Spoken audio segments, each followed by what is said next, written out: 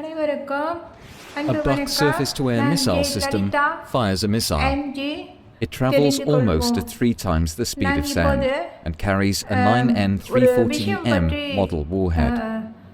Inside it is an explosive core surrounded by 2 mantles containing preformed iron fragments. Radar guides it to its target, where it is detonated by means of a proximity fuse. A Buck surface-to-air missile can reach an altitude of 80,000 feet and above the cockpit of MH17. About 800 preformed fragments perforate the aeroplane. This impact, combined with the blast of the explosion, causes the cockpit and the Russia Ukraine எல்லையில் வந்து சண்டை போட்டுக்கிட்டு இருந்தாங்க. ரஷ்யாவும் Ukraine நாட்டுக்காரங்களும் ஆயுதங்களை வச்சு எல்லாம் சண்டை போட்டுக்கிட்டு இருந்திருக்காங்க. அந்த சமயத்தில் MH17 airplane, Malaysia airline MH17 அந்த வழியாக பறந்துக்கிட்டு போயிருக்குது. ஸோ இப்போ இது வந்து ரொம்ப நாளாக அந்த ஏர்பிளேன் வந்து அந்த வழியாக தான் பறந்துக்கிட்டு போயிருக்குது. ஸோ இப்போ அந்த சமயம் 17ஆம் தேதி 7வது மாதம் 2014 சுடுற அன்னைக்கும் ஏரோப்ளேன் அங்கே தான் அந்த வழியாக தான் அப்படி பறந்துக்கிட்டு போயிருக்குது. எப்போவும் அந்த வழியாக தான் போய்கிட்டு இருக்கும் போல் இருக்குது. ஆனால் சண்டை வந்த சமயம் இந்த 2 நாடும் யுக்ரைன் ரஷ்யா ரெண்டும் சண்டை போட்டுக்கிட்டு இருந்துச்சு இல்லை. அந்த சமயம் MH17 ஏரோப்ளேன் அந்த வழியாக அப்படியே பறந்து போயிருக்குது இல்லை. யுக்ரைன் எல்லை வழியாக அப்படியே வந்து மலேசியாவுக்கு வர்றதுக்கு இருந்திருக்குது. எப்போவும் அந்த வழியாக தான் வந்துக்கிட்டு இருக்கோம். ஸோ அப்போ இவங்க சண்டை போட்டப்போ அந்த MH17 ஏரோப்ளேனை சுட்டு வீழ்த்திக்கிட்டாங்க. ஏரோப்ளேனு உள்ள எல்லா பேசஞ்சரும் எல்லாம் இறந்துட்டாங்க. ஒருத்தர் அந்த பாடி மட்டும் ஆஷ் கிடச்சிது, சாம்பல் கிடச்சிது. சிலரோட கொஞ்சம் உடம்பு கிடச்சிருக்குன்னு நினைக்கிறேன். ஸோ இது வந்து எங்கள் மலேசியா நாட்டு ஏர்லைன் சம்மந்தப்பட்ட ஒரு விமான விபத்து. ஸோ இது பற்றி நான் பேச இருக்கேன். நான் வந்து இதுக்கு பிறகு நான் வீடியோ எடுக்க போகிறேன். அது வந்து 15, 16, 17 இந்த டைமில் நான் அப்லோட் பண்ணுவேன். அதில் தான் எல்லாம் விளக்கமாக சொல்லுவேன். MH17 பற்றி எல்லாம் விளக்கம் அதில் தான் இருக்கும். ஆனால் இப்போ வந்து கொஞ்சம் நான் சொல்லிக்கிறேன். அதாவது இந்த MH17 ஏரோப்ளேனு சுட்டு வீழ்த்தினாங்க யுக்ரைன் எல்லையில் சண்டைப்போ, ரஷ்யாவும் யுக்ரைனும் சண்டைப்போ. ஸோ இப்போ அந்த MH17 விமான விபத்துக்கு காரணமாக யார் இருந்திருப்பா அப்படின்னு நான் யோசித்து பார்த்தேன். இப்போ இல்லை, 2014 நான் யோசித்து பார்த்துட்டேன் யாரா இருக்கணும்ன்ட்டு. பல பேர்கிட்ட எனக்கு சந்தேகம் இருக்குது. ஒருத்தர் இல்லை, மொத்தம் 7 பேர் இருக்காங்க. அந்த 7 பேர் மேலே எனக்கு சந்தேகம் இருக்குது. அதில் 3 பேர் எனக்கு ரொம்ப சந்தேகம். ஓகே, 7 பேரில் 3 பேர் ரொம்ப சந்தேகம், மற்ற 4 பேரும் ரொம்ப சந்தேகம் இல்லை. ஓகே, ஸோ இப்போ இந்த விபத்துக்கு காரணமாக யார் இருந்திருப்பாங்கன்ட்டு நான் யோசித்து பார்த்து 2014 நான் வந்து வீடியோ எடுக்க முடியல. ஏன்னா அப்போ வந்து எனக்கு யூடியூப் சேனல் இல்லை. நான் யூடியூப் சேனல் க்ரியேட் பண்ணது வந்து 2021. ஓகே, 2021 சேனல் க்ரியேட் பண்ணி அதுக்கு பிறகு 1 வருஷம் யூடியூப்பில் நான் இருந்தேன். என் சப்ஸ்கிரைபர்ஸ் வீடியோலாம் பார்த்துக்கிட்டு இருந்தேன், சேனலும் வச்சுருந்தேன். வீடியோ போடுறதுக்கு அந்த சமயம் எனக்கு வந்து மூட்டு இல்லை, சும்மா தான் மற்றவங்க வீடியோ பார்த்துக்கிட்டு இருந்தேன். ஓகே, அப்புறம் அதுக்கு பிறகு தான் 2022 எனக்கு நினப்பு வந்துச்சு, நம்ம வீடியோ வந்து MH17 பற்றி போடலாமான்னு போட்டிருக்கேன் வீடியோ. அங்கே பார்த்தீங்கன்னா இருக்கும் பாருங்கள், என் யூடியூப் சேனலில் வீடியோ இருக்குது. MH17 பற்றி நான் எல்லாம் விளக்கமாக சொல்லியிருக்கேன். ஆனால் அந்த வீடியோவில் ரொம்ப வீடியோலாம் ரொம்ப நீளமாக போயிடுச்சு. பேசுகிறதையே பேசி அந்த வீடியோவை ரொம்ப லாங் ஆக்கிட்டேன். சுருக்கமாக கொண்டு வர முடியல என்னால். இப்போவும் கொஞ்சம் லாங்காக தான் போகுது வீடியோ. ஆனால் அடுத்த வீடியோ நான் வந்து எடுக்கிறப்ப MH17 அந்த வீடியோவில் எல்லாம் நான் சுருக்கமாக நான் சொல்லிடுறேன். இந்த மாதிரி நீளமாக நான் பேசலை. இது கொஞ்சம் விளக்கமாக எல்லாத்துக்கும் சொல்கிறதுக்கு தான் நான் இப்போ இந்த வீடியோவில் இவ்வளோ விளக்கமாக நீளமாக பேசுகிறேன் நான். ஓகே, இதுக்கு பிறகு நான் MH17 பற்றி வீடியோ எடுக்க போகிறேன். அதை வந்து 15ஆம் தேதி வர்ற 15, 16, 17 இந்த டைமில் நான் அப்லோட் பண்ணுவேன். அதில் எல்லாம் நான் சுருக்கமாக நான் சொல்லிடுறேன். ரொம்ப நீளமாக பேசல வளன்னு. ஓகே, அதிலெல்லாம் சுருக்கமாக சொல்லிடுறேன்.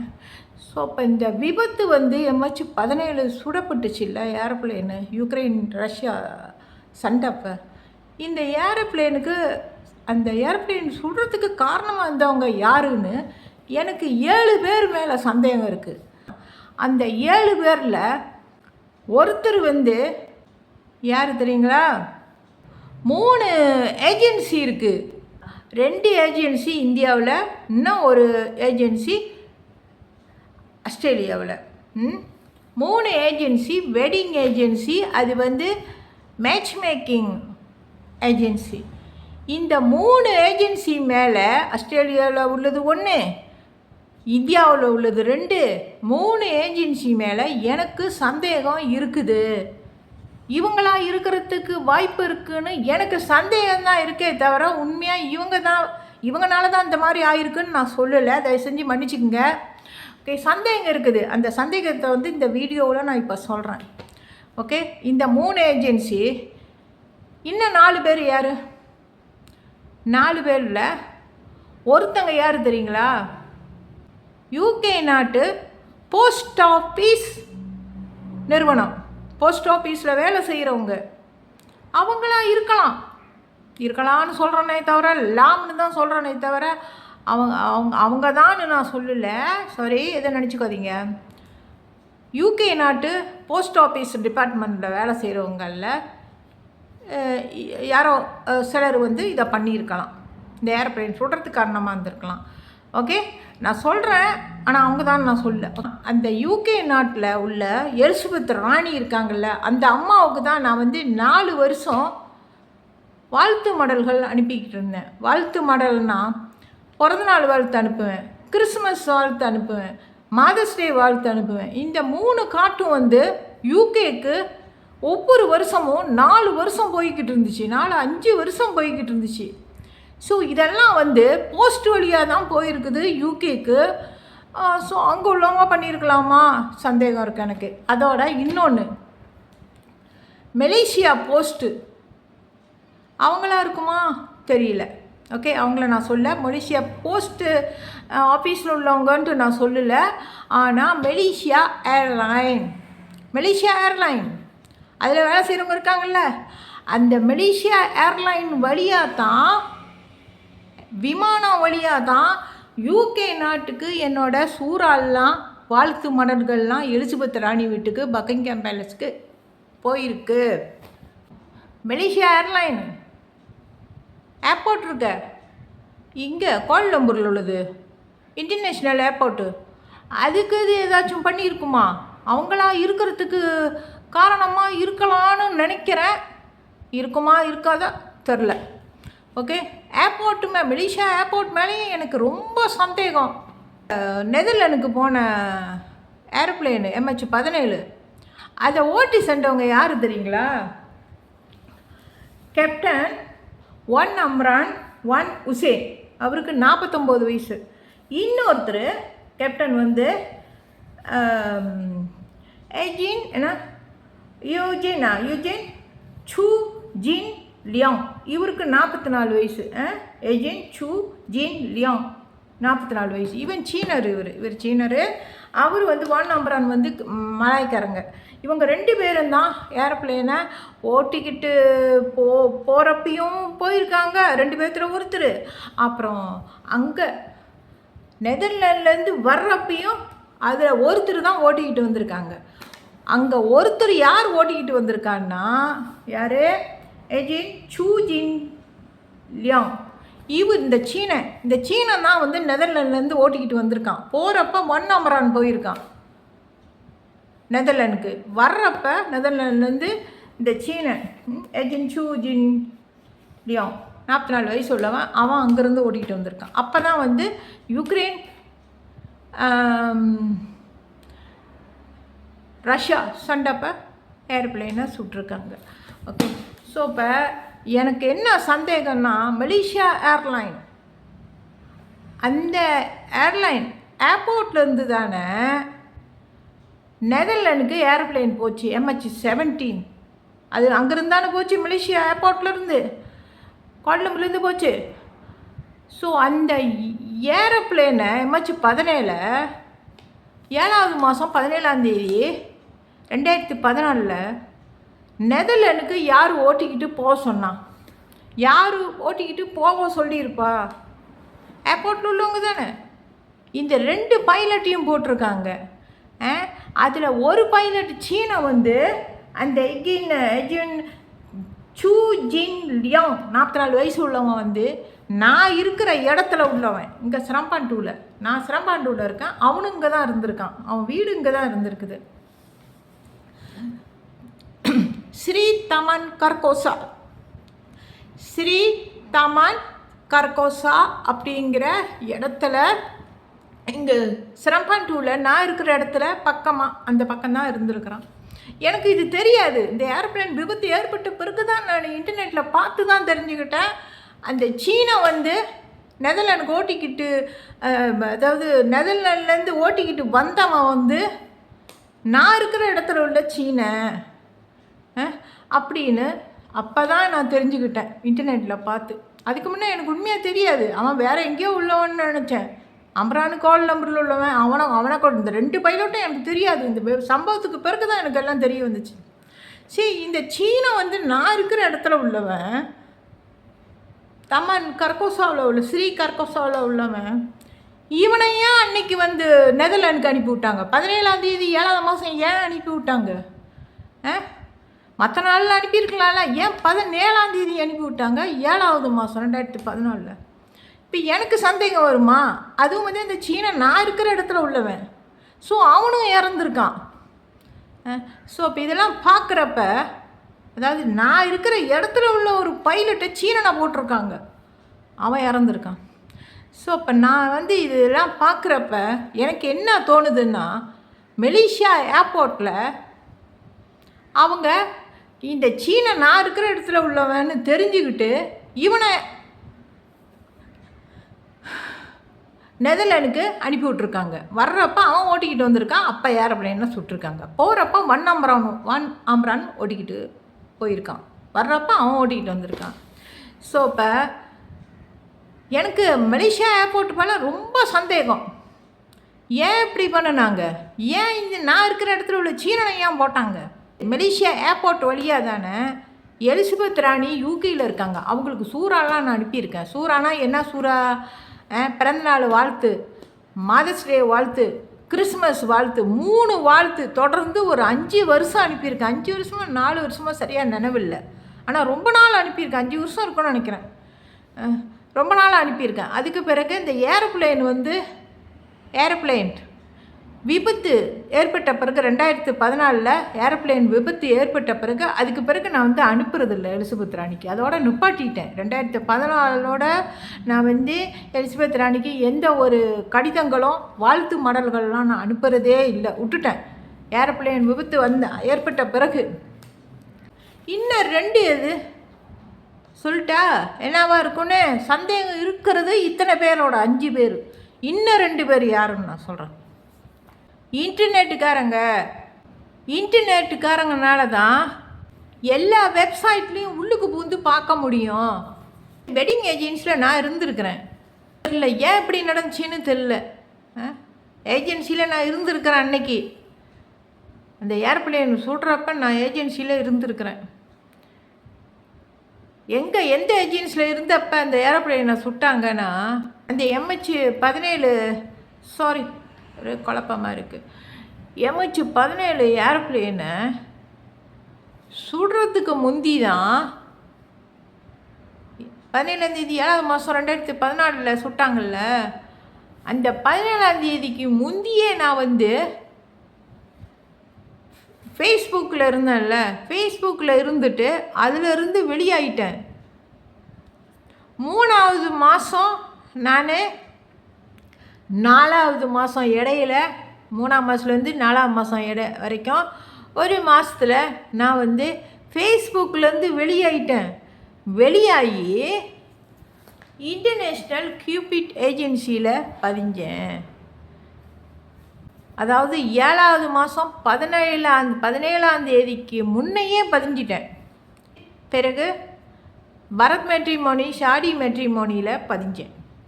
அதுலேயும் பதிஞ்சேன், 2 இதுலேயும் பதிஞ்சிருந்தேன். ஸோ இப்போ கியூபிட் இன்டர்நேஷ்னல் ஏஜென்சிக்கு பிறகு பரத் மேட்ரிமோனி, ஷாடி மேட்ரிமோனி இந்த 2லேயும் நான் பதிஞ்சிருந்தேன். அதாவது மேட்ச் மேக்கிங், ஓகே, பார்ட்னர் தேடுறது அந்த சமயம், இப்போ இல்லை, அந்த சமயம், ஓகே. அப்போ நான் பதிஞ்சிருக்கிறப்ப என்னோட டிஸ்கிரிப்ஷன் பாக்ஸு இந்த அதாவது இப்போ என்னை பற்றியும் சரி யாராக இருந்தாலும் அந்த ஏஜென்சியில் பதிஞ்சவங்க வந்து அவங்கள பற்றி விவரங்கள்லாம் கொஞ்சம் எழுதுவாங்கல்ல, அதில் நான் எழுதியிருக்கேன். என்னன்னு எழுதியிருக்கேன்னா, அந்த சமயத்தில் ஏரோப்ளேனை சுடுறதுக்கு முந்தி MH17 என்னை பற்றி எல்லாம் விளக்கமாக சொல்லியிருந்தேன். ஒரு விஷயத்த நான் இன்னொன்று வந்து குறிப்பிட்டிருந்தேன். ஸோ அந்த விஷயந்தான் வந்து எனக்கு மனசு ரொம்ப இதாக இருக்குது. அந்த விஷயத்தை பார்த்துட்டு தான் நெதர்லாண்ட்லேருந்து வந்த ஏரோப்ளேனை யுக்ரைன் எல்லையில் சுட்டுட்டாங்களோன்னு சந்தேகம் வருது. காரணம், நான் எழுதுனது என்ன குறிப்பு தெரியுங்களா? அதை யாரோ பார்த்துருக்காங்க. இன்டர்நெட்டுக்காரங்க கண்டிப்பாக அவங்க தான் பார்க்குறதுக்கு வாய்ப்பு இருக்குது. நான் என்ன குறிப்பு எழுதுனேன்னா, எங்கள் அம்மாவோட தாத்தா பாட்டி நெதர்லாண்ட்லேருந்து வந்தவங்க, அம்மாவோட பாட்டி அவங்க நெதர்லாண்ட்காரங்க, அப்பாவோட இல்லை அம்மாவோட நெதர்லாண்ட்காரங்க, அம்மாவுக்கு நீலக்கண்ணு வெள்ளைக்காரங்க கண்ணு அப்படின்னு குறிப்பு எழுதியிருந்தேன். அது எழுதி எத்தனை வாரம் ஆச்சுன்னு தெரில. திடீர்னு ஒரு நாள் ரேடியோவில் செய்தி கேட்டுக்கிட்டு இருந்தேன், ராத்திரி பாட்டு கேட்டுக்கிட்டு இருந்தேன். அப்போ திடீர்னு செய்தி போட்டாங்க 12 மணிக்கு. அப்போ வந்து நான் 12 தெரில, சரியாக நினைவில்லை. ஸோ செய்தியில் வந்து நான் உட்காந்து ராத்திரி கேட்டுக்கிட்டு இருந்தேன். அதில் வந்து அவங்க சொன்னாங்க, நெதர்லாண்ட்லேருந்து வந்த ஏரோப்ளேனு இங்கே யுக்ரைனு ரஷ்யா எல்லையில் சண்டை வந்துக்கிட்டு இருக்கிறப்ப இது அங்கே பறந்துருக்குது, சுட்டுட்டாங்க ஏரோப்ளேனுன்ட்டு. மலேசியா ஏர்லைனை சுட்டுட்டாங்கன்ட்டு சொன்னாங்க நியூஸில். இது அந்த வழியாக பறந்து போயிருக்கு, அதனால் சுட்டுட்டாங்கன்ட்டு. சண்டை சமயத்தில் தவறுதலாக போய் அந்த ஏவுகணை போய் ஏரோப்ளேனை தாக்கிடுச்சு.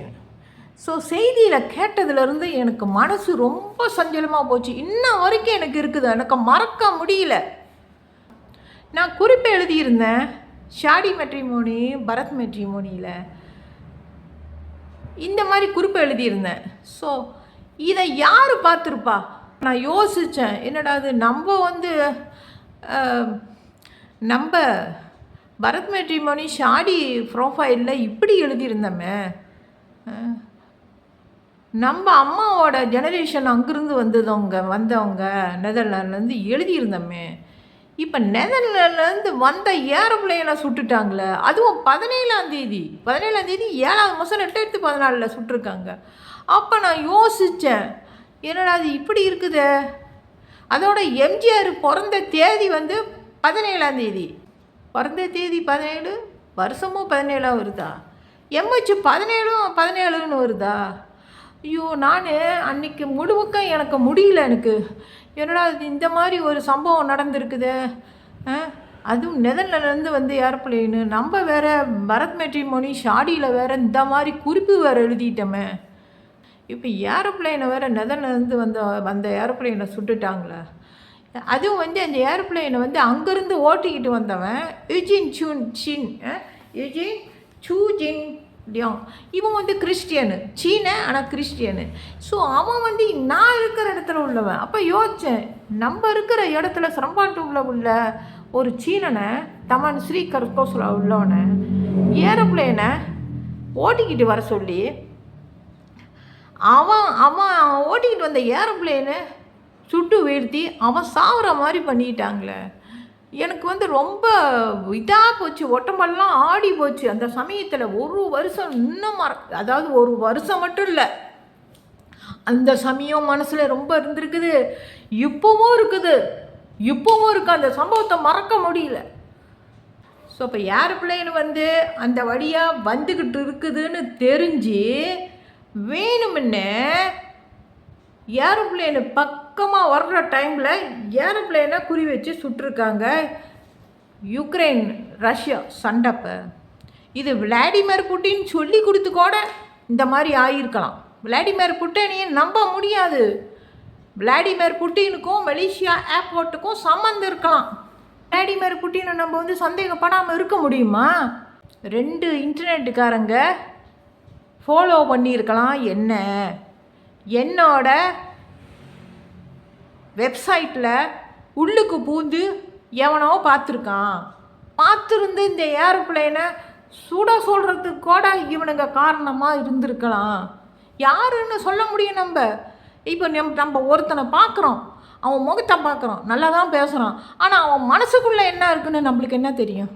அவன் என்ன சதி வேலை பண்ணுறவனா இருப்பான்னு நம்மளுக்கு என்ன தெரியும்? அந்த மாதிரி தான் நான் சொல்கிறேன், எவனையுமே நம்ப முடியாது. இப்போ இன்டர்நெட்டை நான் நம்ப முடியல. இன்டர்நெட்னால் 2 பேர், ஒன்று வந்து மலேசியா இன்டர்நெட்டு, கூகுள் இருக்குல்ல அது, இன்னொன்று வந்து அமெரிக்கா இன்டர்நெட்டு கூகுள். 298 பேர் இறந்துருக்காங்க. இல்லை, அந்த விமானத்தில் பயணம் செஞ்சவங்க நினச்சி பாருங்கள், எவ்வளோ பேர் செத்து போயிட்டாங்க. ஸோ இது எவ்வளோ உயிர் பலி போயிருக்குது. சரி, இவ்வளோ தான். தேங்க்ஸ் ஃபார் வாட்சிங் மை வீடியோ வியூவர்ஸா. Thanks a lot. Okay, bye.